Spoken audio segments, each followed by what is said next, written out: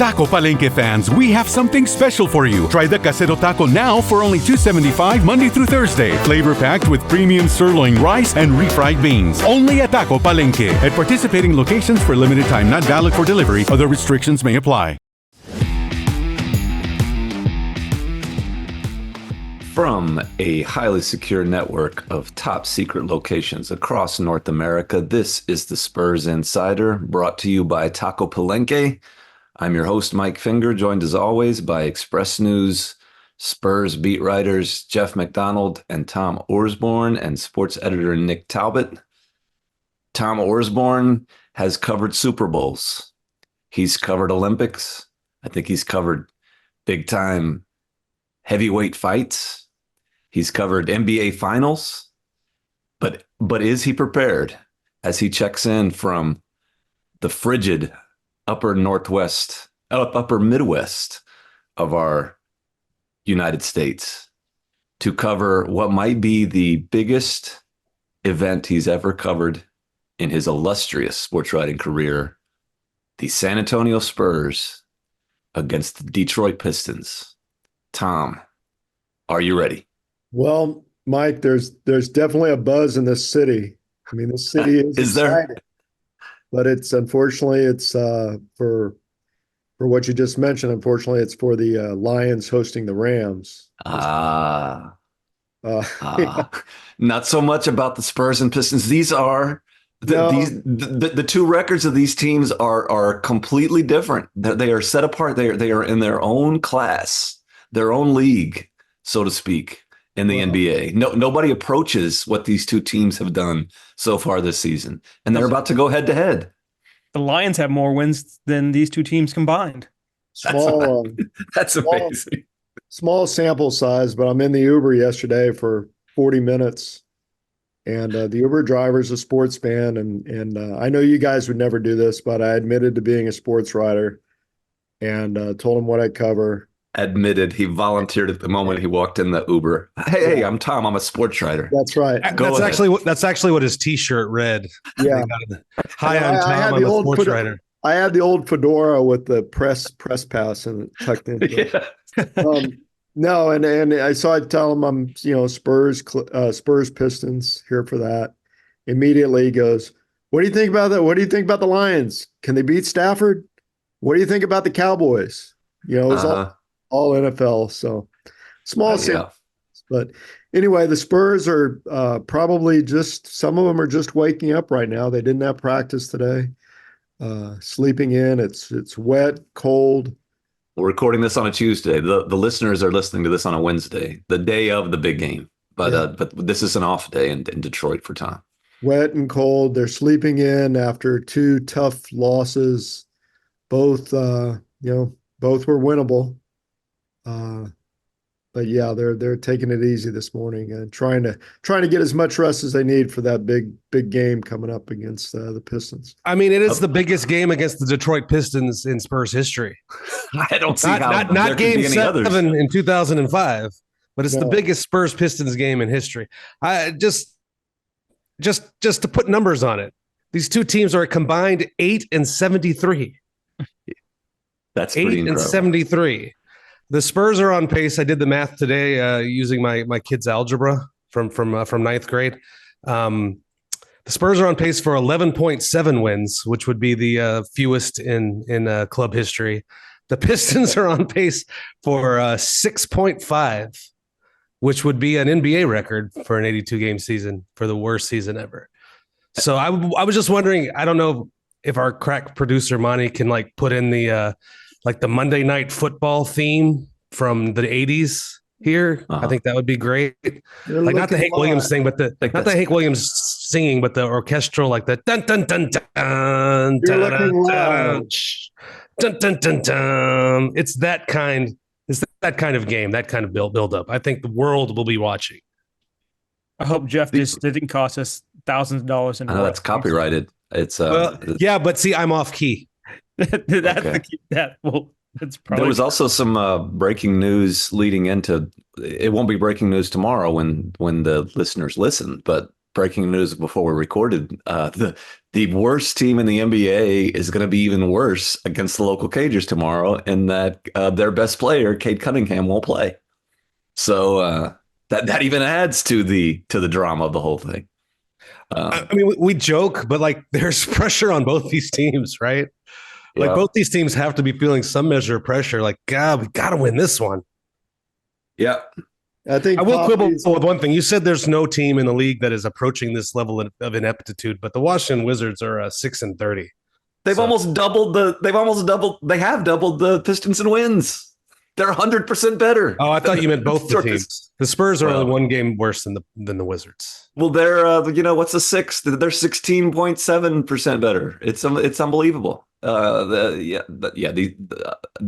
Wizards are close, and that showdown's coming later this month. But right now, these are the two clear trendsetters, the two standard bearers.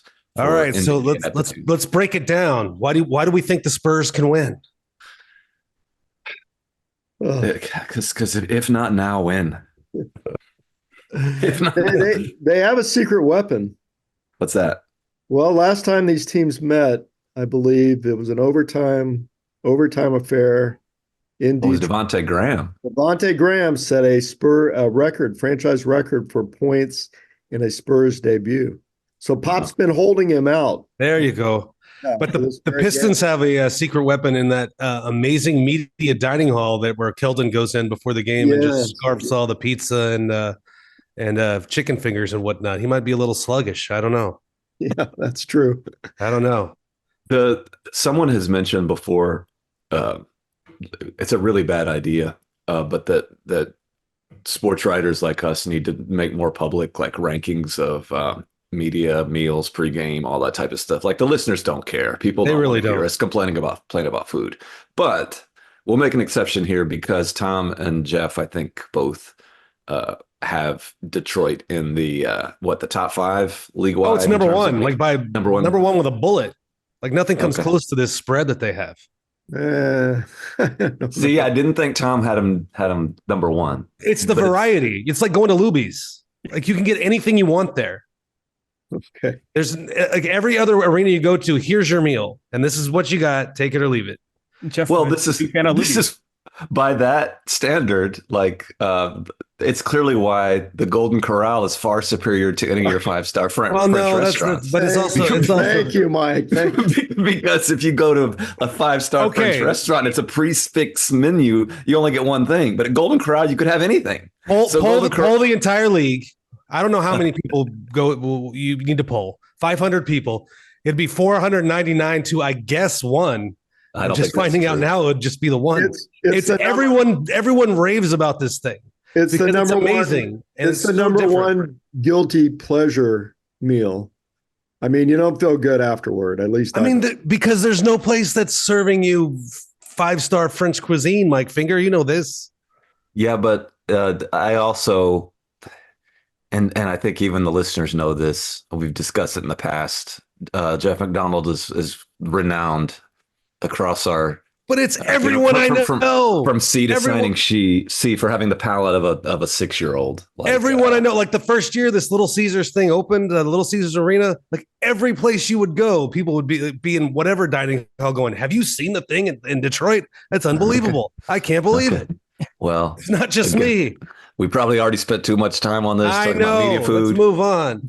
Okay. Good. Tom has been with the Cagers on this trip.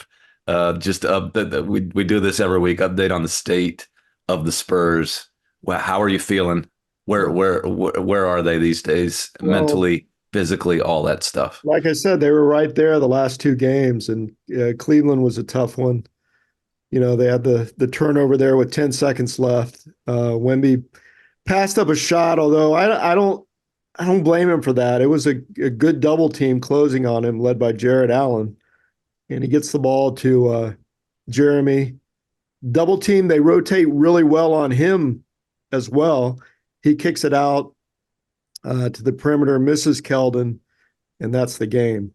The past 2 games have featured Victor Wembanyama passing in on what turned out to be the pivotal possession The first one, I think, was a pretty clear-cut, obvious, you have to pass their move. He had nowhere to go.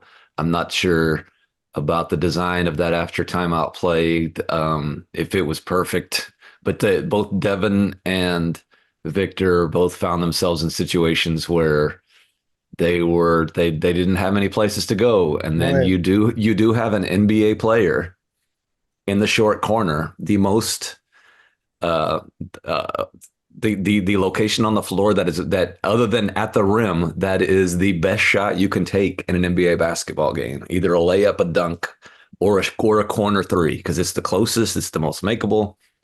And it's Tre Jones, who is not a great three-point shooter, but I think you sort of have to live with that wide open shot against Milwaukee. I have no problem with that play.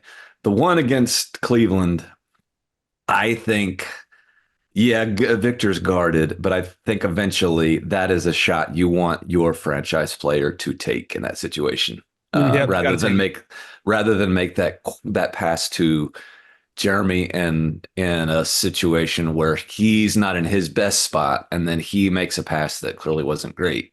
You want at some point, probably this year, but for sure in his career, Victor Wembanyama to take that shot, driving to the basket. Even though you're guarded, you want to take that shot. Yeah, it was the right basketball play, but you're right. Yeah, I don't think it. I don't think it was the right basketball. Well, I don't think it was. They closed on him pretty well. It was a good double team. If you're Victor Wembanyama, that is not the right basketball play, and I think he would probably admit that privately. That's just not. You don't. The other two options are not better than what Victor has there. They're closing on him, but he's 7'4". Little jump hook. Little jump hook. Unbelievable. There it is. Yeah, Giannis does not think he's 7'4", but little jump hook. If you're Giannis doesn't think he's 7'3". When Keldon made that pass to Victor, like as he's making it, I had this flash in my brain, like, oh my gosh, they finally figured this out. Victor's got someone pinned deep in the post. Throw the 7'4" guy the ball, let him shoot a jump hook over everybody, and that's your best option in that spot. Should have taken the shot. I don't mind the pass. And he absolutely. The pass looked open. The pass to Jeremy looked open for a second. I see why he made it. Allen had blocked him. Sure, that was a dunk.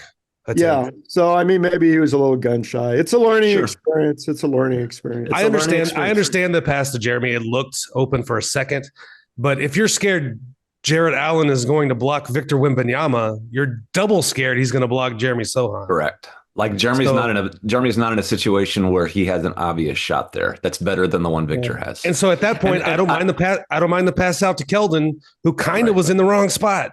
Yeah, he was in the wrong spot. Definitely, he should cut in. He should definitely cut in. But everyone thought Victor was going to take the shot. Right. Keldon threw the pass to Victor, thinking that he was going to take the shot, and he kind of just let up. Is what happened. I kind of don't think that either. There's a lot of gray area about either of those two plays. I think Victor clearly made the correct pass to Tre Jones against Milwaukee, and he clearly made the wrong pass against Cleveland. It goes both ways. And I think next time, you go through endings like this, you go through these crunch time minutes, which it's probably a positive thing to sound like Greg Popovich, that they competed their butts off and put themselves in a situation where they have these crunch time reps. It's good to get them and to fail on them and then to get better next time. We've gone this far. We're gone 10 minutes into this podcast without discussing the fact that there's a new, at least for the moment, maybe not tomorrow, but at least for the moment, starting point guard for your local Cagers. Dominic Barlow. I don't know. We've said all along this isn't going to be a cure-all, and it hasn't been. The games have sort of gone how the games have gone. They've gotten out to good starts, but they got out to good starts with Jeremy Sohan at point guard. I think we've discussed this a lot over the past week off the podcast. I think this is something that should have happened earlier. That's fair to say. The numbers say the Spurs are better with Tre Jones playing point guard. The only two-man lineups that are positive on the whole team out of 56 that have played at least 50 minutes as of a couple days ago are Tre Jones and Victor Wembanyama and Tre Jones and Devin Vassell. So it's a good idea to have those guys play together. And as a starter, Tre Jones is only going to play, as we've mentioned on the podcast before, 5, 6, 7 more minutes than he did as a backup. We're arguing over those few minutes, but I think it's a good idea to have him playing with the starters. I think that probably should have happened earlier. And I think this is where we're going to get into maybe a difference of opinion with the host and the drama queen of the podcast. I think they probably should have signed another point guard to start the season, because the Jeremy Sochan thing did not work. It was wasted minutes. And I think I'll open it up to Jeff to give his counter. But while I will concede, and I've said all along that I was fine with attempting the Jeremy Sochan experiment. I think if that pays off, it pays huge dividends. I did not argue against it when it was happening, so I can't argue against it after the fact.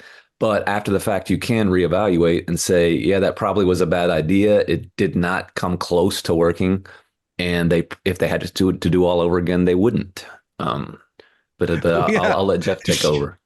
Yeah, if you could know the results of an experiment before you start it, then you wouldn't have to do the experment. But as I've said, amazing. As I've said, okay. Well, if you'd have told them they'd be 5 and 30, whatever, and it wouldn't work, then they wouldn't do it. Well, of course, they're not idiots. Okay, so when the listeners, the viewers, the shut-ins come to you on that awful social media site and say the Spurs should have signed a point guard, and you dismiss them and say, "Oh, how can you say that? They tried whatever that you completely dismiss it." Yes, you do. No, yes, you do. I don't care. I say it doesn't. I say I don't care, and it doesn't matter. But okay, this sign is who? Then this is the argument. Who could you have signed in July that you can't sign at least an analog to right now? Any other person. Any other person. Name one. You could have kept Campaign isn't much better, but you could name any of those. He didn't want to be here. Well, Campaign didn't want to be there. I think that was the big. I've said that, but he's under contract. I don't think that's the name, but a Campaign-like player who Jetty Osman wanted to be here. You could find the Jetty Osman of point guards. There are plenty of guys who are just capable. And you say it doesn't matter. You say it doesn't matter. I really don't. It matters. It matters. That's the argument. That it does matter. They're 5 and 50. I think they wanted to. They could be 10 and 45, and that would be better. Sure. Yippee skippy. You cannot say that. My problem with your whole answer on this, your whole approach, is you dismiss the idea that the Spurs messed up. And they messed up. No, I'm just, if they'd have done that, that'd have been fine too. Can you let me finish? Everything's understandable. Can you let me finish? Are you Ross Perot now? What is this? Yes. Let me finish. You on one hand, you dismiss anytime someone says the Spurs should have signed whatever, your instinct is to say, it doesn't matter anyway. Well, it sort of does. Like Vegas had them at 29 wins this year. That wouldn't have been a huge step forward. On this podcast, we all agreed that was low. I think we did a poll of the panel in the preseason. Was 29 and a half, are you taking the over or the under? I think every one of us took the over because you expected to see progress. Uh-huh. There has not been progress. If you're looking at the future, like do the first 50 games of this season doom them does it doom their long-term plan for building under Victor Wembanyama? Of course not. But it sets it back. I think all people want you to do is acknowledge that it sets it back. Like you cannot improve 20 wins every year. Season. Right. It is less than half a season, but you can only improve by so much every year. You're also, again, I mentioned this before, during the DeMar LaMarcus years, when everybody was yelling at them to tear everything down, we argued, I think correctly, that there is value to just not being terrible. That NBA teams do not exist on the computer. That there are emotions, there are learning curves, there are levels of confidence that you don't want to shatter. And we had said that there is value in trying to compete, trying to win, winning 30 games instead of 25, winning 25 instead of 20 under DeMar and LaMarcus, even if you're not making the playoffs, because if you're really, really bad, that sets a tone that sets an expectation that winning does not matter. And that is the danger of seasons like this. Like, you cannot go from 10 wins to 40. And if they had gone this year to 29 wins to 35, then you could realistically expect that in year 2 under Victor Wembanyama, maybe they compete for a playoff berth. Maybe they get to 40 wins. Maybe they get in the play-in. Now I think that's sort of unrealistic next year, because you're not going to go from 10 to 40. And I do think that all this, it doesn't, like I said on the terrible website, like, it doesn't matter that much, but it matters.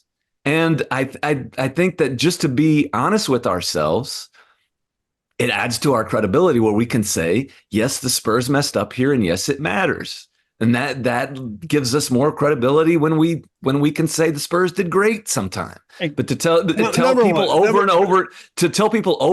and over that when the Spurs mess up, it doesn't matter, I think it does everybody a disservice. I'm not saying they did great. I'm saying it was an understandable undertaking and it didn't work, and you move on.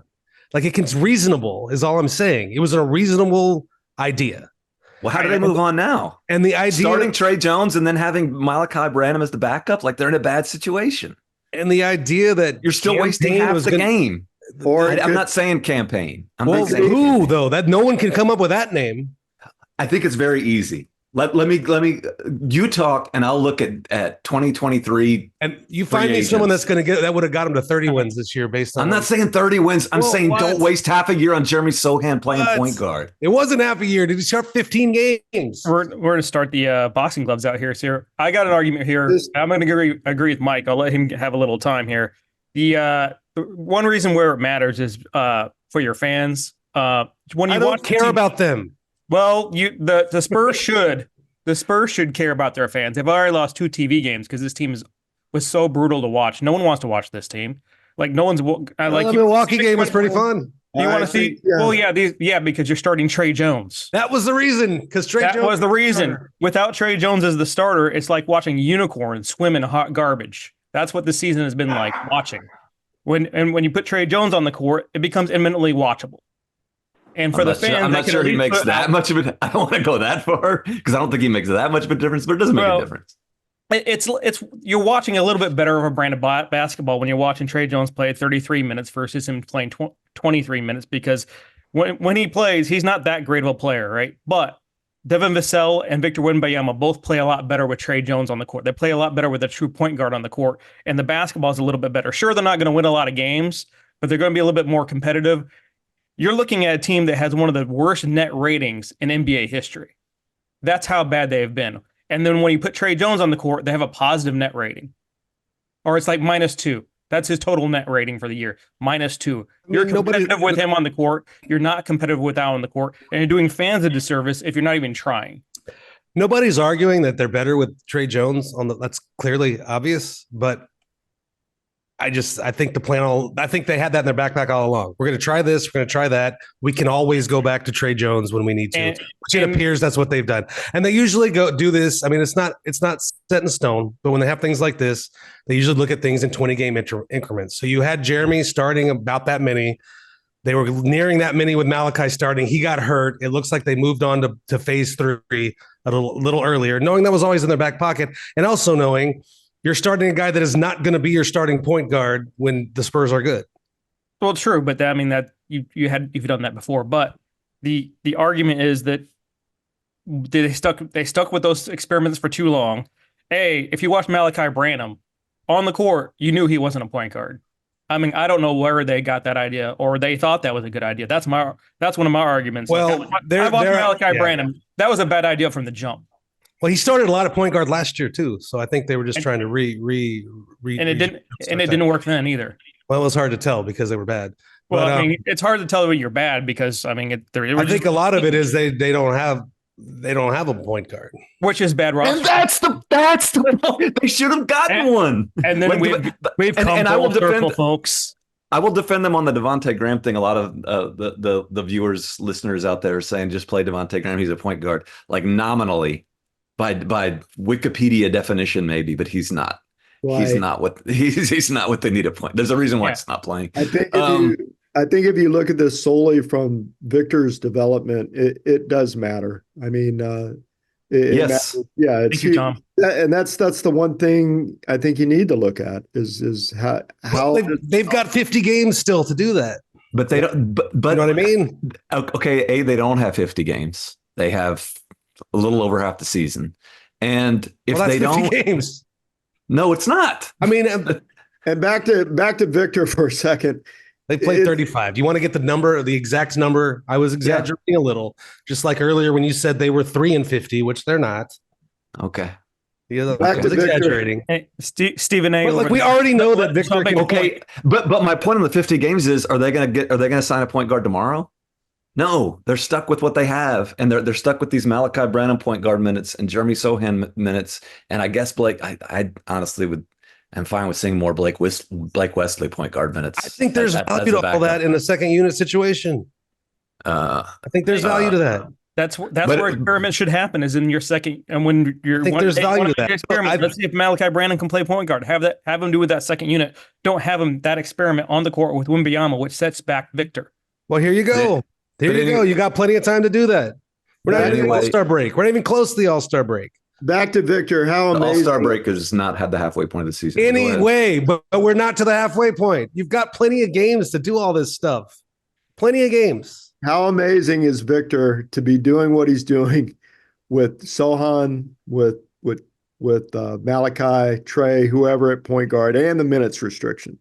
Just doing what he's doing is amazing in these circumstances.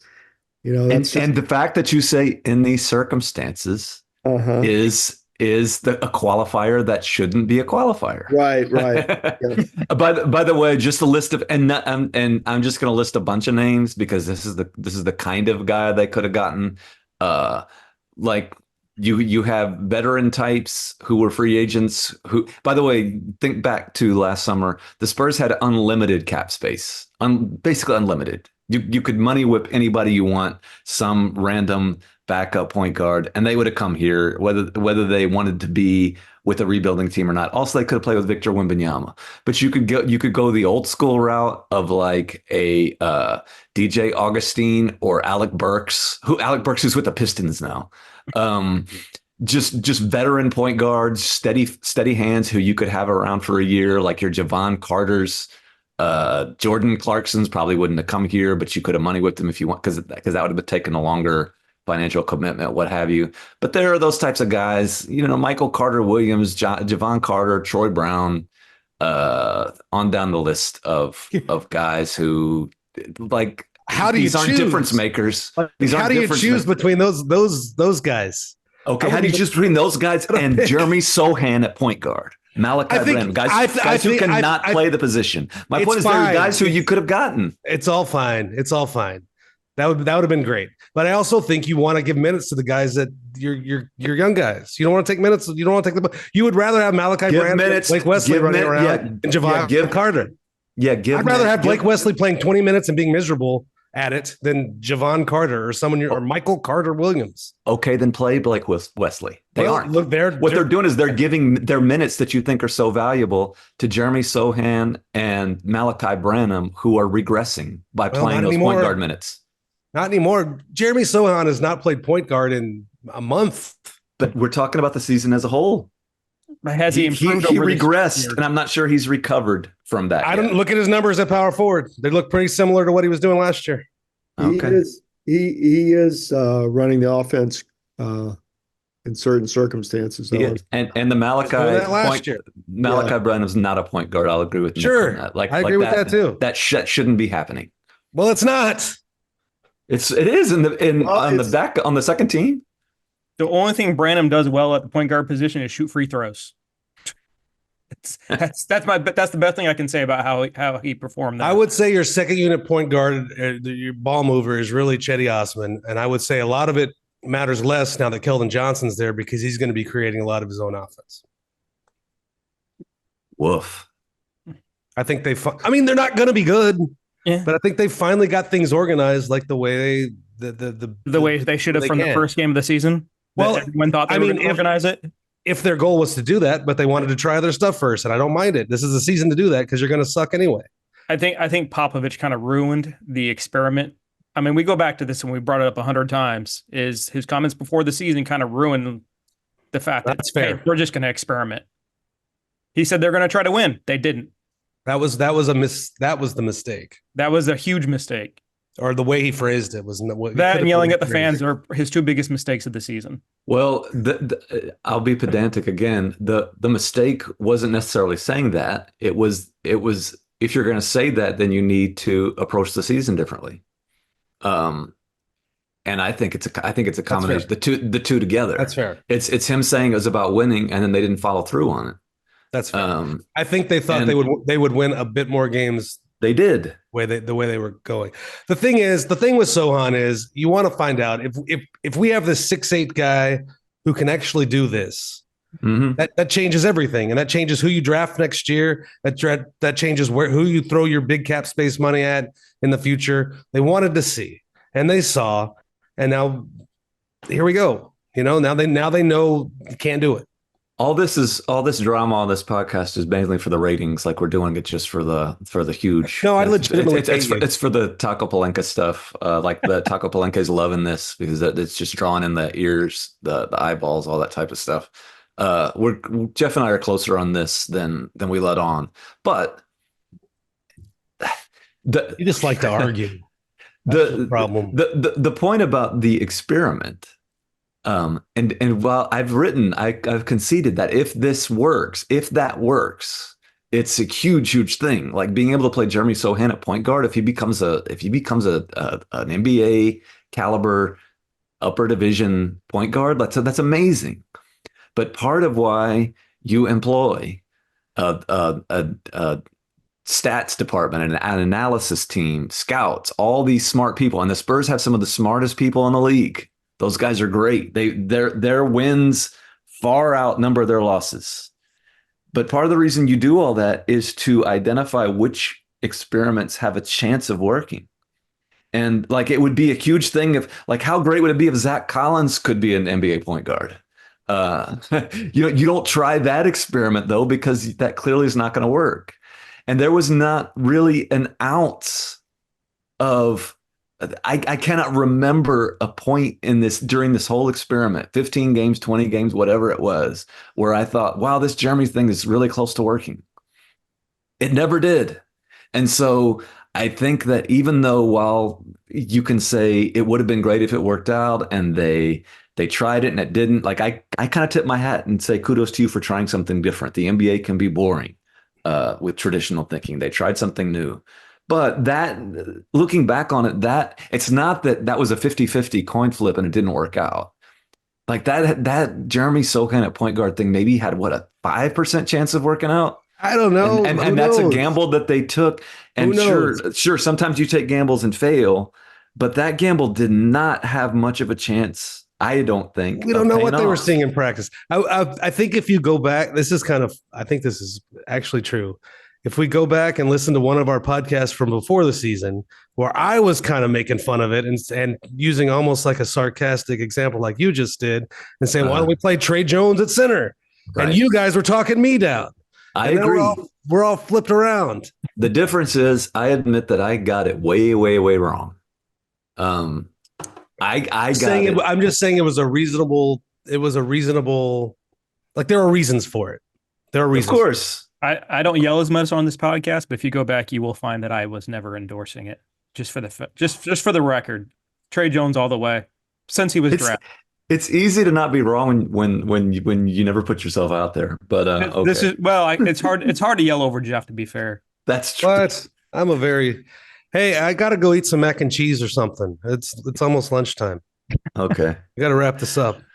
Okay, well, my advice to everyone out there for the week, we like to finish up on a positive note. Wait, hold on. Tom's going to have some mac and cheese probably at the Little Caesars tomorrow. So you say you want to leave and then you keep interjecting. Sorry. This freaking guy, man. Yeah. I just like breaking your flow. I mean, it's just completely ruined now. The thing is already ruined. The thing is, try to see the positive side of things, but use the Spurs Insider podcast brought to you by Taco Palenque as a guide for the way you approach the rest of the week. And keep in mind that sometimes you might be on the wrong track and sometimes you might have made a mistake. And when you do, acknowledge it like the host of the Spurs Insider podcast does, and try to use that as a learning experience to make the rest of your days better. And don't take the Jeff McDonald approach of putting your hands over your ears and insisting This isn't very positive. that no mistakes were ever made. Now I'm glad. Try to use the Spurs Insider podcast brought to you by Taco Palenque as an example. Either be a Mike or be a Jeff. The choice is up to you. Take care of each other. Keep it real. We'll see. Pop says it's a game of mistakes. Okay, Tom. The answer is be a Tom.